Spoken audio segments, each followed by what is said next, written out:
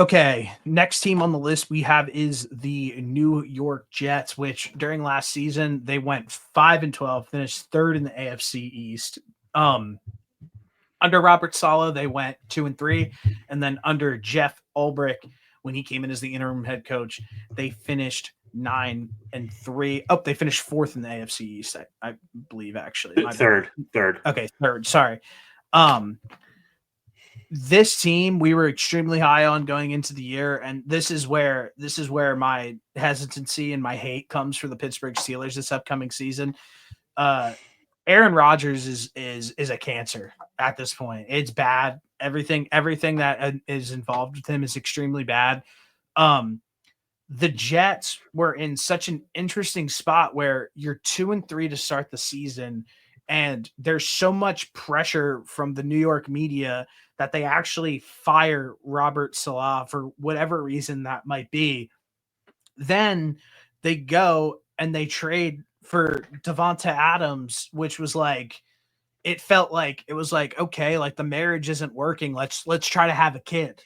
And Yeah. then you give Aaron Rodgers, this is what happens. Like you give Aaron Rodgers all of the after that move was made, excuse me, Joe Douglas gets fired after week 11.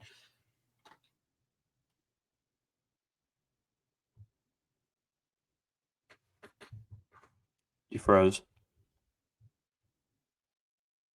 Bro, I'm Joe going Douglas to got I'm going to spaz about this internet, bro. Spaz. What's the last thing that you heard? Joe Douglas got fired. Joe Douglas got fired after week 11, and he rightfully should have gotten fired because when you allowed Aaron Rodgers to just, for whatever reason, have so much control over this team, where the year before when he tore his Achilles, he had Randall Cobb in there who was like old as hell and a shell of himself. Then this season, like the Alan Lazard and then trading for Devonta Adams halfway through the season. And it just was like, this was never going to work, like ever. And it felt like if they could have had a decent season, like let's just say a 500 season, let's say, the move wasn't to get rid of Robert Saleh because at least the defense was better under him. And then you bring Jeff Ulbrich in, and this defense absolutely crumbled. And when you look at the snapshot of the stats from 2024, some of the DVOA numbers, total DVOA, they were sitting at 23rd. Offensive DVOA, they're sitting at 21st. Defensive DVOA, they're sitting at 20th. And special teams DVOA, they're sitting at 24th. There were games in the beginning of the season where they would have won the game if they could have just made a field goal, if they could have just made an extra point, and they were just shooting themselves in the foot time and time again. This team is, even still, when you look back at this 2024 Jets roster and the team as a whole, you were so excited. There was nothing not to be excited about. You had the buy-in from, oh my gosh, like Breece Hall is going to have a breakout season. He looks amazing. Garrett Wilson's going to have a breakout season. He's that guy. I am just so hesitant at this point with even both of those players now, where like I do think that they're supremely talented, but at what point is there like a conversation to be had that like they aren't like the elevators that we could potentially think? I think it could be like a New York Jets problem, but at a point like we need to see some more out of these young talented players. Even Sauce Gardner took a big step back last season. Yeah, I think that the reason, I think it was just like an overall bad vibes situation, even more so last year with Aaron Rodgers, because the year before, like they still went 7-10. Zach Wilson was the quarterback, and it seemed like there was some decent or middle of the road vibes in New York. And then Aaron Rodgers starts this whole year, and it's like he goes out there and he tries to get whatever he wants. And this was a team that we talked about week in and week out last year about just Aaron Rodgers being a diva, and it kind of just like carried over from the year before because every other day there would be a report or he would go on McAfee and say like, "Oh yeah, I'm coming back. I'm coming back. If we make the playoffs, I'm coming back." It's like, dude, just shut the hell up. You were never coming back. And I just feel like those vibes kind of carried into 2024, and on top of all of that, Aaron Rodgers is of what, 40-year-old, 41? How old is he? Around that age. 40-year-old quarterback coming off a torn Achilles, like how effective are you realistically going to be? And I know people are going to say, well, he threw for 38, like just under 3,900 yards, had 28 touchdowns. Yeah, that's great. But if you actually watched the games, it didn't even remotely match the stats that Aaron Rodgers put up. So for the stat watchers out there, go back and watch these games. They sucked. They won 5 games for a reason. And yes, the defense was bad, but so was the offense. And I just think there's guys on this offense that, like you mentioned, in Garrett Wilson and like Brees Hall is good. I think he's a good running back. I think they have 2 guys there that are solid, but like it just felt like everything was off last season. They tried to pull every lever as far as trying to turn that thing around, and like you said at the beginning of this, it was just never going to work with Aaron Rodgers. No, it wasn't. He's a terrible guy. I mean, that's really all there is to it. Yeah, I mean, this offense is so bad. It was so bad last season. I mean, you give Aaron Rodgers absolutely everything that he wanted, and to go and have the 21st offense by DVOA metrics is just it's just laughable. I mean, he had his guy Tay Adams, he had Garrett Wilson, who everybody just has nothing but great things to say about. Like, his gas up is insane, but I'm out on this organization right now until they figure something out. We're obviously going to get into it here a little bit more. Let's go into the 2025 offseason here. Head coach Aaron Glenn was hired in January 22nd, and then they bring Steve Wilkes in as defensive coordinator, guy who was with the 49ers, who got fired. And then the new offensive coordinator is Tanner Engstrand, who is from the Detroit Lions as well. I don't know what this looks like as of this point with head coaches or whatever. What I will say is that Aaron Glenn has worked in both the front office and as a coach in the NFL. For people who think that he is a defensive coordinator, he was on paper, but I would view Aaron Glenn more as a CEO type culture head coach more than an individual specialist head coach on offense or defense.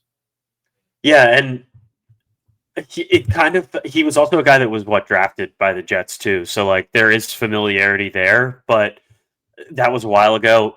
I don't really know how much that matters if you're not like a fan of that team. It's something to like say, oh, this is cool. This guy was drafted by us and now he's the head coach. But yeah, I kind of thought the same thing, as like he's a guy that's more so going to be like somebody that comes in and changes the culture, because that's a big thing that they need to work on in the locker room and in New York in general. So that's how I'm kind of viewing it here as well.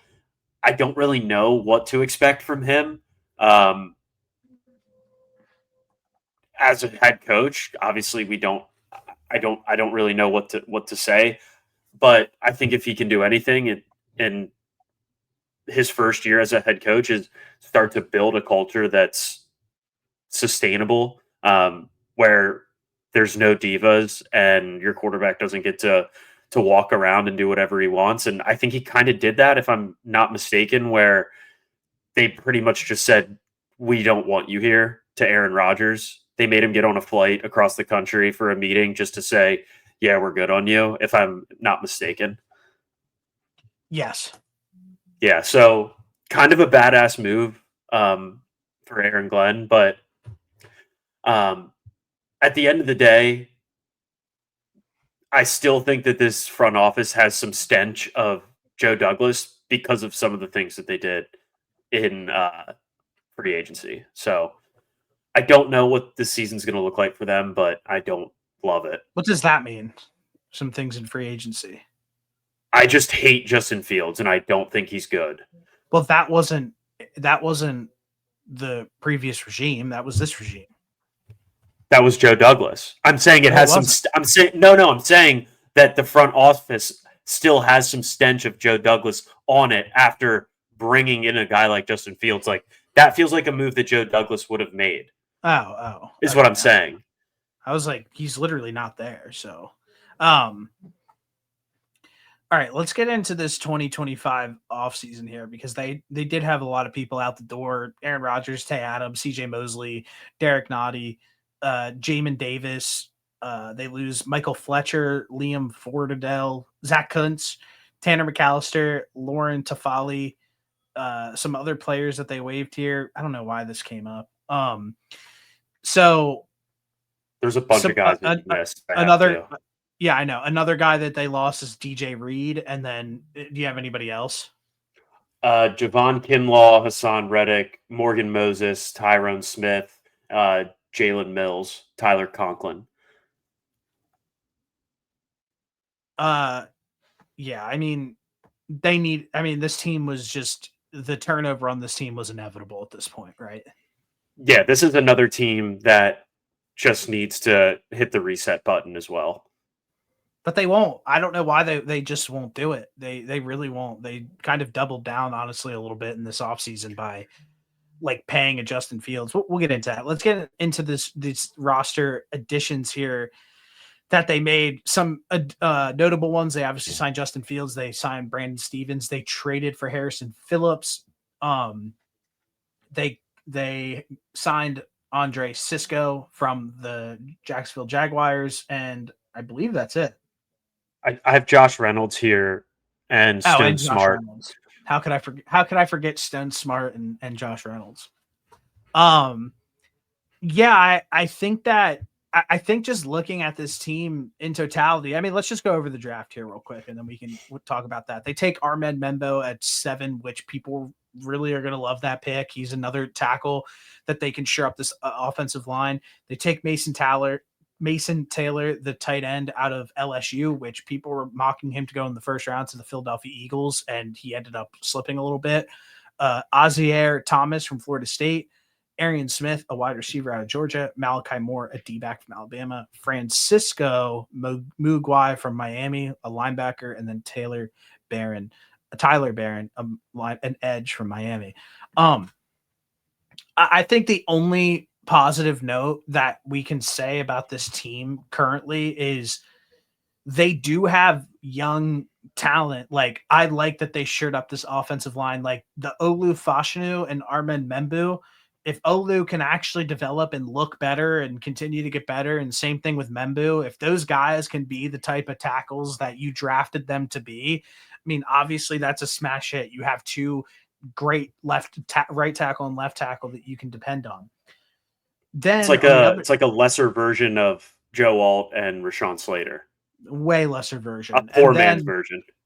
And then the rest of the team, like, it's interesting because it's like, okay, like, I like Garrett Wilson. Like, who can he be as a player? I like Breece Hall, but it seems like there's an inevitable breakup with Breece Hall and the New York Jets. Then on the other side of the field, they have two talented guys on their defense in Sauce Gardner, which we need to see him take another step forward this year after taking that step back where he just looked really bad last season. He looked like a shell of himself. And I don't know if we're just letting everybody just kind of let everybody throw away the 2024 season, but we'll see. And then I think Quentin Williams is a really good player as well. But as for the rest of this roster, I think it's really bad, really, really bad.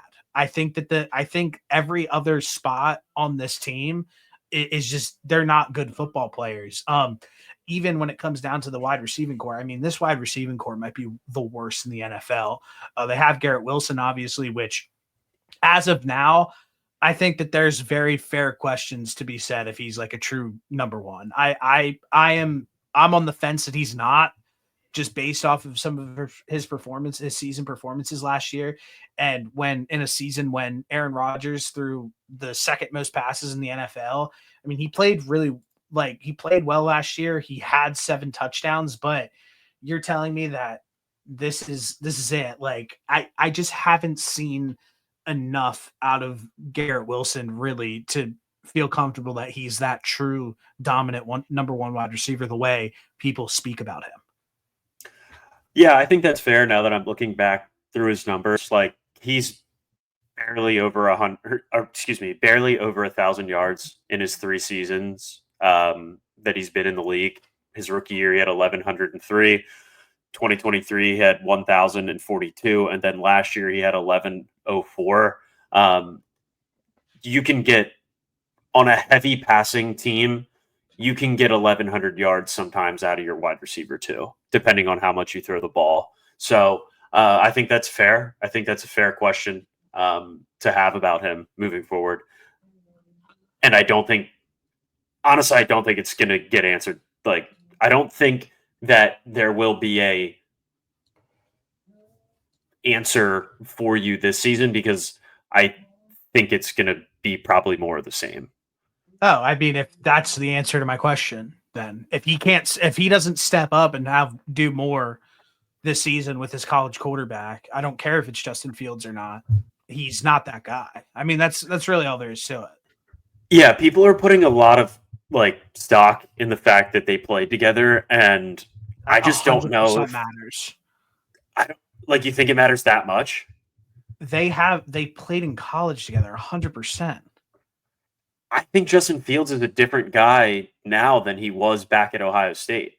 No, he got away with a lot more at Ohio State because he was playing against college kids. Now he can't get away with the same stuff. He's always been the same player. He just can't get away. His processing speed. The problem with Justin Fields is his processing speed sucks. He does not see the game as quickly as he needs to. That's his biggest problem. So it's not that he is. I'm not sitting here being like, oh, yep, like he's got a quarterback now to get this. It matters 5% that they played in college together. They have some sort of familiarity with each other that a lot of other people in the NFL don't have that same sort of familiarity with each other. Okay, well, you saying it matters 5% on a scale of 100. I'm just saying that in my opinion, it matters. That's all there is. Okay, that's fair. Well, I'm saying that I don't think it matters as much as everybody's making it seem. Everybody's making it seem like because they played together in college, Justin Fields is going to figure it out. And I just don't think that that's going to happen. I'm not saying that he's going to figure it out. I'm going to say that he's going to be somebody that he looks to more times than not because they have a familiarity with each other. I completely agree with you. And we talked about this a ton ad nauseum a little bit about how these wide receivers, if you're a dog and you're a guy, you're a dude, you're putting up big seasons no matter who your quarterback is, no matter what. You're gonna if you look at a Malik Neighbors compared to a Garrett Wilson, it's night and fucking day. And that's really all there is to it. There is a different sort of dog in a guy like Malik Neighbors than there is with a Garrett Wilson. So yes, I think that if he doesn't go out and put up some sort of dominant I'm talking about a 1,300 yard season, potential double-digit touchdowns, playing with the idea of double-digit touchdowns. If he can't do that, then I have my answer that Garrett Wilson is not that guy. And I'm already leaning towards that now before the season even starts. Yeah, I don't feel great about that happening this season for Garrett Wilson. Well, then we have our answer. Yeah, we do. But I mean, everybody was talking the Justin Fields acquisition as well. Yeah. He stinks. There's nothing to talk about. He's not a good football player. There's a reason why Justin Fields is 26 years old and he's on his third team in the NFL already. He's not good. And there's no reason to sit here and believe in him in any way, shape, or form. When you look at what the Pittsburgh Steelers did last season with Justin Fields, is they dialed back the running with Justin Fields because they sat there and said, we want you to sit in the pocket, limit your mistakes, and see if you can actually read this defense and operate within this offense. And the answer was no. That's why he got benched for Russell Wilson halfway through the year with a winning record too. And they dialed back a lot of his skill set, which I think helps his game a little bit more. And what I mean by that is his rushing. They got their answer. That's why when the Steelers had a 25-year-old quarterback in their building with a winning record, he got benched for Russell Wilson. Then when it came time during this offseason, he wasn't even a thought in the Pittsburgh Steelers' mind to bring him back to this football team. They go and they bring in Aaron Rodgers, who they view as a big upgrade over Justin Fields, and Justin Fields is with the New York Jets. I mean, that is an absolute disaster. I hate it, and I just don't understand why teams keep tricking themselves into thinking that Justin Fields is going to like miraculously figure it out if you somehow don't have like you have to have like one of the best offensive coordinators, one of the best quarterback coaches in the NFL to pull off a move like that. And even with those types of guys, that's not a guarantee. Like people will probably go in the comments and say, "Well, Sam Darnold did it." Sam Darnold can actually throw the football consistently. He's just been in shit scenarios and finally got into one that was A plus plus and still he had his best season, but he still didn't do like he still couldn't win enough games in the playoffs. And then on top of it, he's going to Seattle now and he's going to take a step back and that's a different story. We've already talked about it. But yeah, it just makes me so mad that these teams keep tricking themselves into thinking they can be the ones that fix Justin Fields. We know what he is. He's not a great thrower of the football. He's not a good thrower of the football. He's a great athlete. He's great using his legs, but he's not a guy that you can rely on consistently to play at a mid-level. So this is why I said that it feels like Joe Douglas was still in the building when they made this move because I think it's horrible. Yeah, it's bad. Let's get into some of the Vegas win totals. Right now, their win totals sitting at 5.5 on FanDuel to make the playoffs. They're plus 350 to miss the playoffs. They're minus 4,500. I mean, this team stinks. I mean, there's not one player that I'm even going to list as a potential offensive player, rookie of the year or MVP or anything like that. It's just not a realistic. This is going to be one of the worst teams in the NFL. Yeah, I completely agree. Some like stuff. I mean, to review their schedule, honestly, the only interesting game on their schedule is going to be week 1 versus the Pittsburgh Steelers when they get to kind of match up against each other, old team versus old team. Other than that, I'm not really interested in watching this team much on a week-to-week basis. But to get in my 2025 prediction, I'm just going to say that this team wins 4 games. I just don't think that they're going to be a very good team on defense and or offense. And when I look at this division, the Bills are still going to be the Bills. The Dolphins, we talked about the Dolphins last year, or we talked about the Dolphins a few videos ago. That was a team who had an all-time season from hell and won 8 games. And then you sit there and you're like, the Patriots have a safer floor than they've ever had with Mike Vrabel, in my opinion, and they got better this offseason. So they are clearly the worst team in this division. They have the worst quarterback in this division by far, and I just don't really see much good coming out for them. So, yeah, I'm going to go with 4 wins for the New York Jets.